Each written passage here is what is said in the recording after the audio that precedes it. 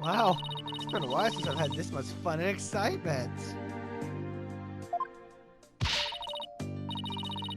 Faced up against Mr. Edgeup, a heroic tightrope walk for the defense.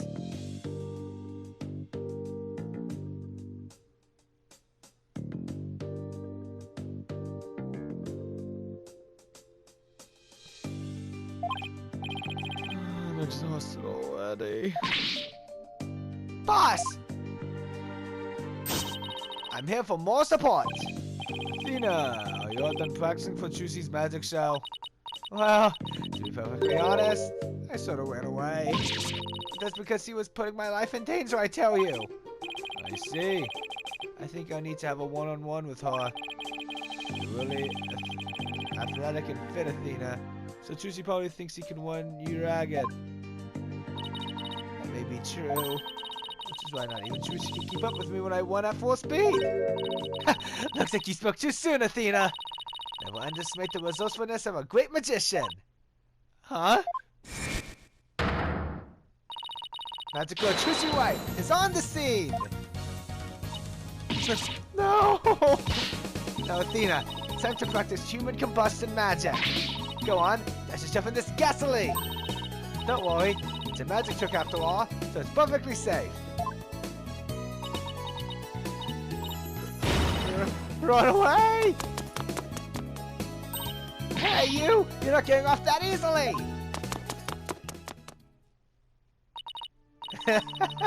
They get along so well, don't they? Reminds me of the good old days. You, me, and Paulie. Oh, and Detective Gumshoe. Can't forget him. We had all kinds of fun at the crime scenes back then, remember? Leaving me to do all the serious investigation, as I recall. Court will shoot me back in session, Mr. White. Right, thank you. So, Larry's the next witness, right? I can't wait to see what happens next. Sadly, I can already imagine it.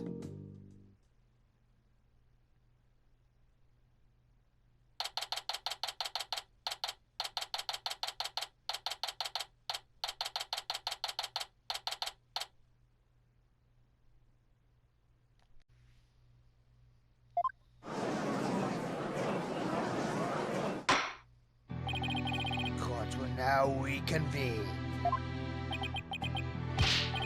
Nick! Eddie! The two of you are gonna hang me out to dry, aren't you? No, they're both of us. Just Mr. Right. Nick! How could you? You did it, of course, but I use whatever leads I can. Mr. Butz, there's a possibility you moved the lantern that had the dead body in it. So if you want to clear yourself of any suspicion, all you have to do is testify.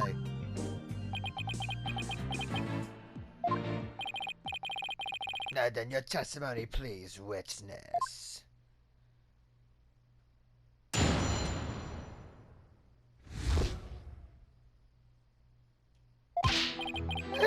You big fat stinking jock! How can you doubt your best bud? We've known each other since elementary school. Well, get this, pal. Our friendship's over.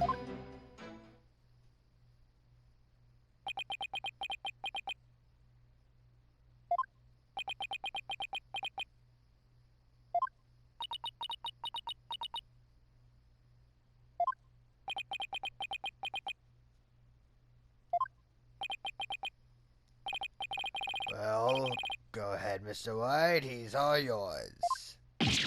Why me? You're the one who caught him to the stand, so he's your responsibility. Thanks, old chum. Can any of you show me a little respect? Even just a shred? You may cross-examine the witness, Mr. Wright. I would if there were any testimony to cross-examine.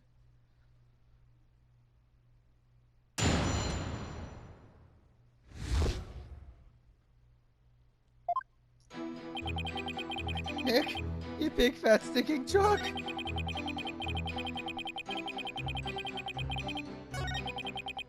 Hold it! Come on, Larry. Can't you please give me something real to walk with? Don't think I don't know about your tricks. If I say something careless, you're gonna shove some evidence at me with a loud objection and a super smug look on your face. Yeah, well, that is my job. If I get found guilty, how are you gonna take responsibility for what you've done? Why should I take responsibility for just doing my job? You heartless jerk! Don't you have any compassion for me? How can you doubt your best bud? We've known each other since elementary school. Hold it! I'm sorry, Mr. Butz, but if it wasn't Miss Wyatt that entered the hold of that card, then you're the most likely suspect. Nick, are you seriously doubting the innocence of your old childhood friend? Well, technically yes. But it isn't personal, I saw you.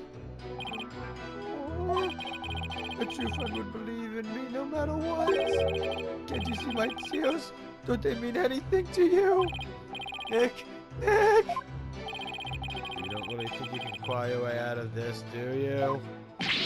Okay, fine. In that case, we'll get this, pal. Our friendship's over. Hold it! Larry, listen to me. Shut up! I'm not talking to you anymore. This is getting us nowhere.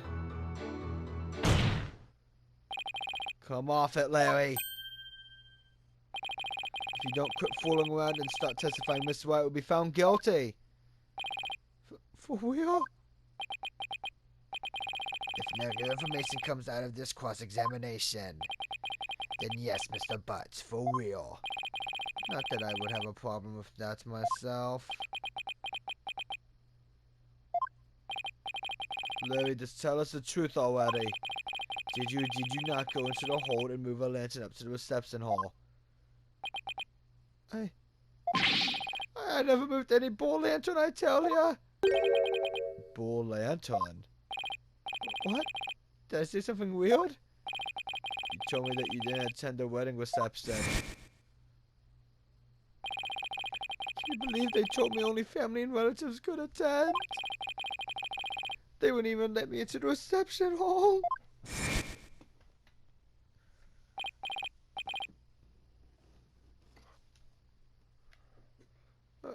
Yeah? So what? Then that's odd. No one in this courtroom ever mentioned the sex of the lantern that was moved. So how could you know that it was a ball lantern? You didn't have to actually go to the reception to know that? And who could tell there were two peg balls by looking at the Flying Chapel's pamphlet? All I can tell right now is that there's a strong scent of bull in the air here. Please add that last statement to your testimony, Mr. Butz. And we can tell there were two peg balls by looking at the Flying Chapel's pamphlet.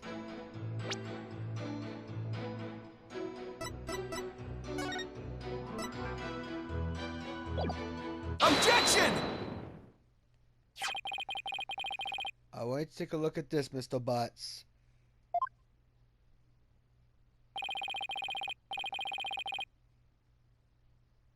Because unfortunately for you, the pamphlet clearly shows a peg cow and a peg bull in their example diagram of the reception hall. Huh?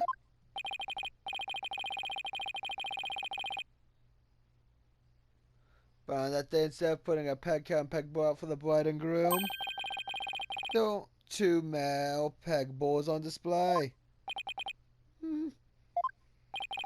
Yet somehow you knew there were two peg bulls in the reception hall that day.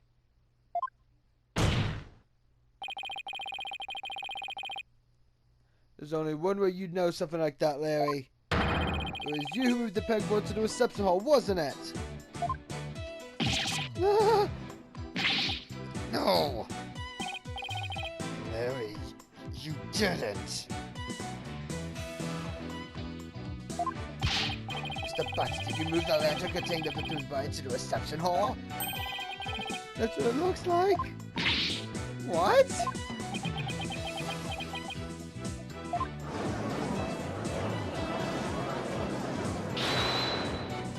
Hold it!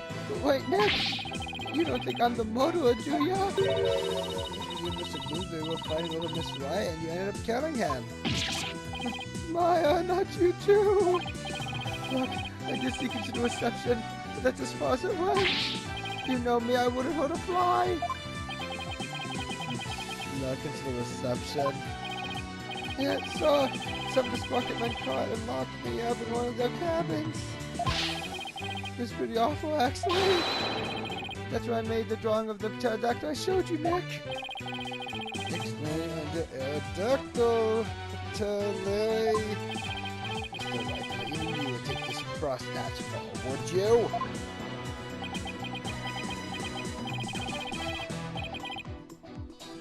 No, talking about Larry. What do I do? Do I choose him the true culprit? No, you're right, Mr. Edgeworth. Mr. Butz didn't have a reason to kill Mr. Gloomsbury. He might have had an imaginary reason to kill Soren Sprocket, but not Mr. Gloomsbury. After all, he did steal Mr. Sprocket's bride and try to elope with her. Just because I tried to steal somebody's bride doesn't make me a murderer. I believe you, Larry. I don't think you killed anybody either. You would never do anything like that. Nick, oh buddy, oh pal. I knew you'd come through for me. Funny that, considering your sworn testimony just now that we were through. Mr. Butz, it's time you told this court the whole truth. Understood.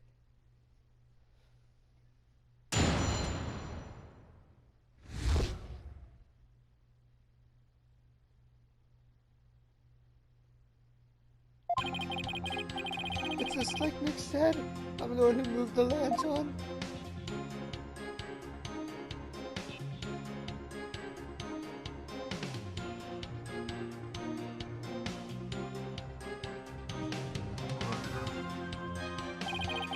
I was poking on the reception hall before the main event and saw a lantern was broken. It was an order that said, exchange with the one in the hold, Helen. So I decided to do Ali a favor. So you switched the lanterns before the reception, did you? That means the victim really was killed before the reception.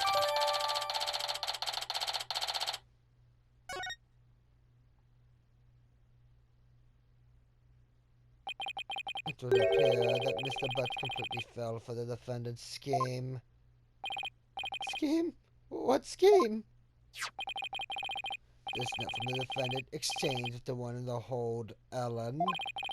Mr. Butz moved the lantern with the body in it up to the reception hall because of this note, and thus he had become a suspect in Mr. Gloomsbury's murder. That second letter did feel pretty heavy. I never would have thought there was a dead body in it. What was a note like that doing on a lantern in the first place? Hold it! You got it all wrong, Mr. Edgeworth. I left that note for myself.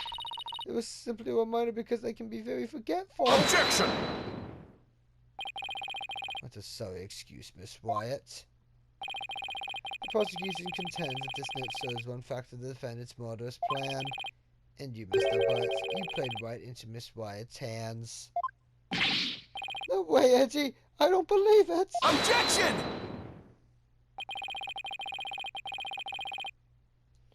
Do you still really believe Miss Wyatt to be the culprit, Mr. Edgeworth? Of course, my stance on the matter remains unchanged. Do you think I'm wrong? Then prove it with your cross-examination. Gladly. Very well, Mr. Wright. You may cross-examine the witness.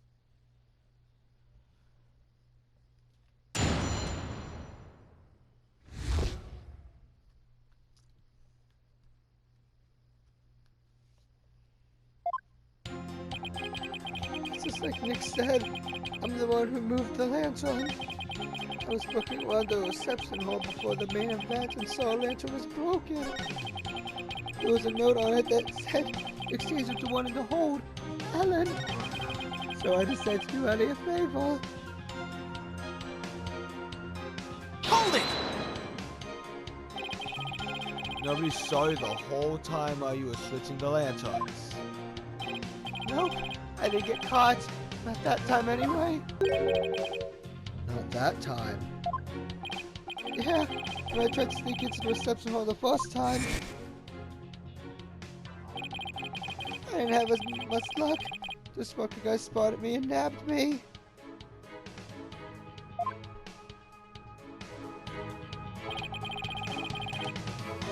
All of my words are foiling me right now. Pretty exciting, don't you think? You need help. And then they locked me up in one of the cabins.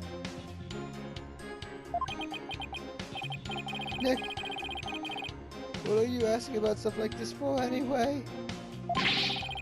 Should you be trying to prove Ellie's innocence?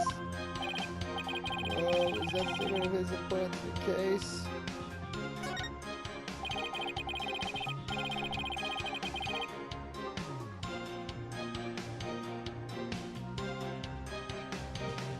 Mr. Butz, trying to cross the reception and subsequently getting locked up in a cabin? I believe there might be important facts in this case, Your Honor. Very well. Mr. Butz, please add that statement to your testimony. I tried to sneak into the reception hall, but I got caught and locked up in the cabin.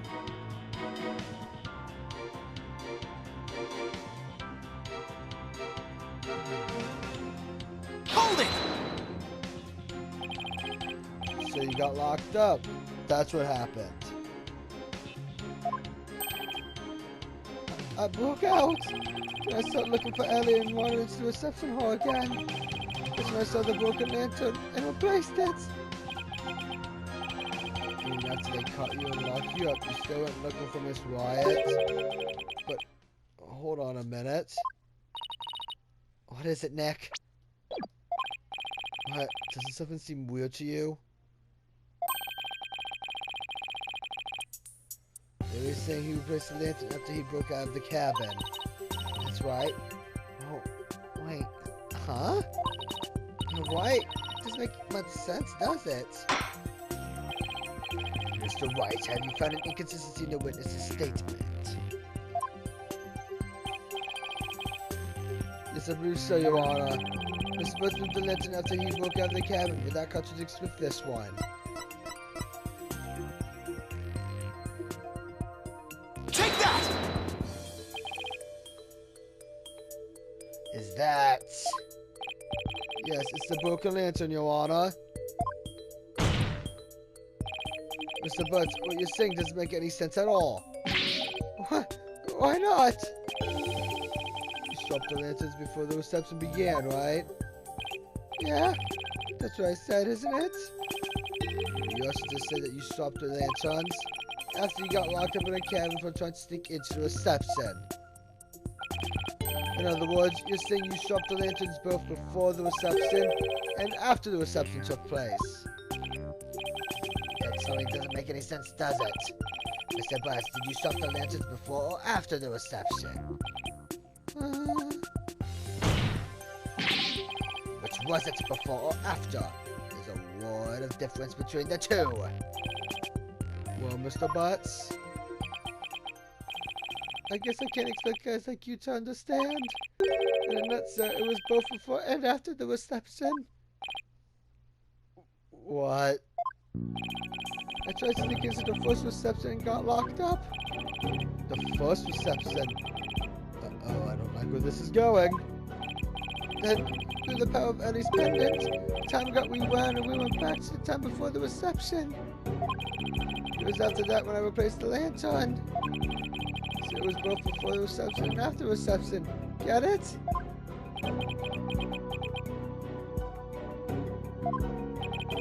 We went back in time to before the reception. So of course the reception will take place one more time after that, right? That's why what I said makes perfect sense.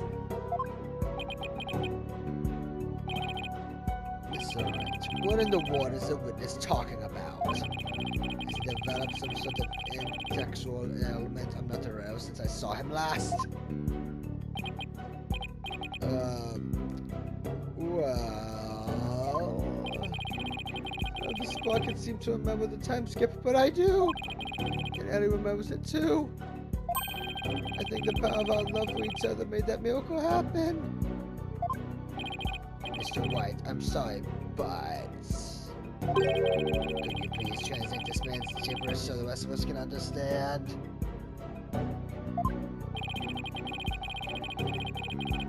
So now I have to be the one to explain about the whole time travel thing? Come on, Nick. I know you can do it.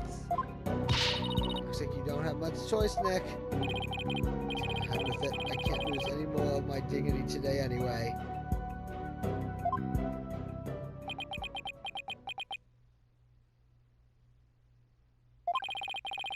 The defendant, Miss Ellen White, has told the defense the following strange story. She said that after the reception ended, she was attacked by Mr. Gloomsbury. She claims that as she was being assaulted, she made a wish upon her pendant. Please take me back to that blissful moment. In doing so,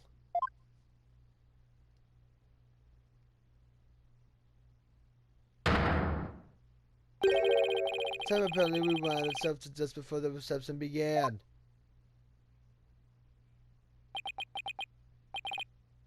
It's what?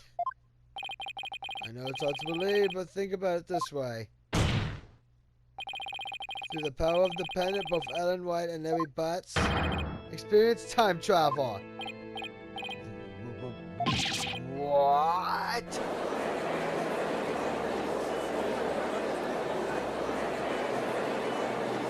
Objection! What absolute rubbish! Mr. White, I've heard my fair share of your nonsense over the years. If this takes the cake, have you thoroughly lost your mind? Objection! This is simply the conclusion I came to. Isn't that logical baby you love so much? What? The truth of the matter is the future president of Sprocket Aviation, Soren Sprocket, has been researching time machines. So if a time machine has already been successfully created, I don't know if that's one of Sprocket Aviation's top secret inventions. A time machine? I even saw something while we were time traveling. I saw a pterodactyl flying through the sky. Maybe the Esper sent to travel through time for their honeymoon trip? What? A pterodactyl? Objection! You can't cross any evidence to back up your ridiculous time travel story. Well,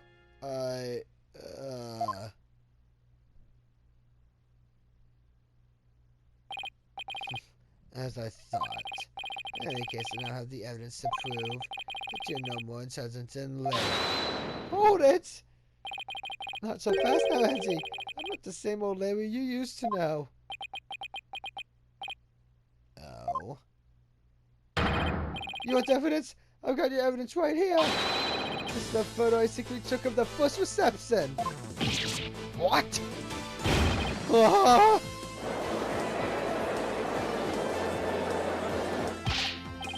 Larry, I can't believe you. Well, anyway, good job. If we compare the photos of the first and second receptions and can find a difference, then we'll be able to prove that the reception was held twice. Do you really think such a difference exists? Yes, Your Honor. I just need some time to find it for you. It's preposterous.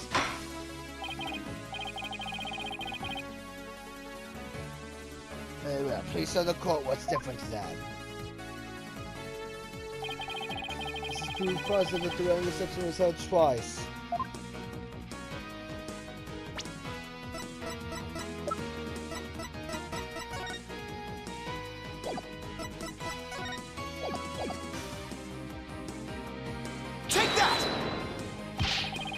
Please direct your attention to Miss White's bouquet of flowers. In the photo 1 of her in-laws truck, the defendant is holding a yellow bouquet. In the photo of Mr. Butz, he's holding a red bouquet. You're right. That's impossible. What does this mean? It means that the defendant really did experience 2 wedding receptions. As he did that, once he traveled back through time. What?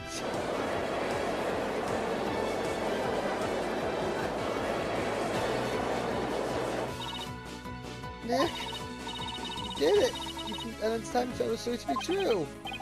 Yeah, I can hardly believe it myself. As Ellen said, the reception was held twice.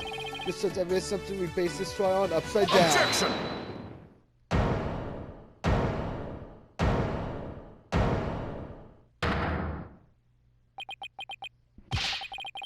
I refuse to accept such a ludicrous argument. It is pure fiction under the guise of pseudoscience at best. There's simply no such thing as time travel. I know it's hard, but can't you suspend your disbelief for 1 nanosecond, Edgeworth? I bet sci-fi movies push all your buttons the wrong way, don't they, Mr. Edgeworth? I can totally picture you yelling that would never happen every 5 seconds at the scene. Maybe you should stay away from movie dates altogether. That's neither here nor there. This is real life we're talking about. But the proof is clearly shown in the 2 photographs. That's right, Mr. Edgeworth. No matter Objection! Fine. I'll entertain your absurd delusion. If only to demolish it before your very eyes.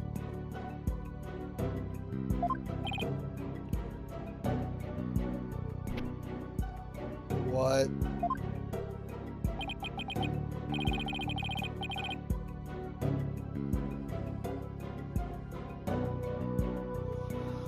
Let's start with this then, shall we? Here's one thing your time travel theory fails to explain. That is the memories of the other guests there. The defendant can never remember the reception of Corin's Trice. No member of the Spartan family has ever mentioned such a thing. It's because the time machine is caused. Objection! I'm not done, you bud brain. Bud brain? As I was saying, if the entire family had been sworn to secrecy, then why hadn't they sworn the woman was marrying into the family to secrecy too? That's a good point. Honestly, all it takes is a little common sense, Mr. Wright. Even still, how do you know that the trip through time did not really occur? There's proof in the photo that it did, and besides, the time travel doesn't exist well. I'll be a little disappointed, frankly. I was hoping to go back to the days of my youth. Must allow yourself to be taken in by Mr. Wright's whimsical tales, Your Honor. I've read about it in various literature, you see. And they all say that time travel is just not logically feasible. I know, argument was just a little too nonsensical, Nick. Well, in that case, why don't we put common sense to the test? Excuse me? The wedding reception was held twice. The photos are proof of that. It wasn't because of time travel. It's simply because the reception had actually been held twice. Isn't that the most reasonable way to interpret the situation? You can't elaborate, Mr. White. If time travel doesn't exist, then there's only one way to make sense of what happened. Somebody must have orchestrated this strange phenomenon, and that somebody is...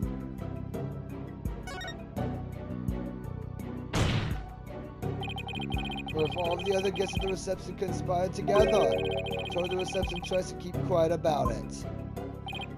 What? And for what purpose would they conspire to do such a thing? Well,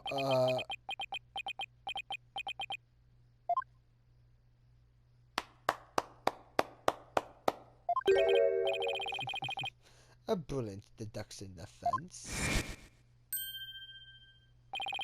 I can tell that you are not a renowned lawyer for nothing. must say I underestimated you. How so, Mr. Nicody? You imagining each event precisely as they happened. You have revealed the thoughts to the light of day. Then that means it was us. We overstated the whole thing. Yes, your reception was held twice. Not because of time travel, no. We simply held it a second time. What? Why? Why would you do such a thing?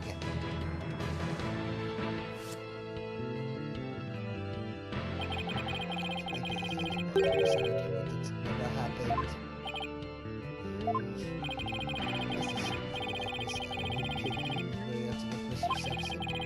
Experience reception one more time, so we think it was all a dream. And we see who ordered us to make it happen. However, only a few must have concluded knowing this audience crime. I say most of the guests attended to receptions without knowing why. Indeed, they needed no reason. Master Song told them to do it, and do it, they did. That is the sprocket's ray. Then who hid the body in the lantern? We did. We did not instigate the petals finding the ray and nor the actions of Mr. Butz. And that's how you intend to cover the whole situation up? There's just one thing everyone here has wrong. You assumed the model was not the hold. It was the La Vista deck. What? Then Miss White's recollection of the events must be correct. And if we try to cover this instead, the fact that Miss Ellen Kittery's way was undeniable. This is quite a turn of events.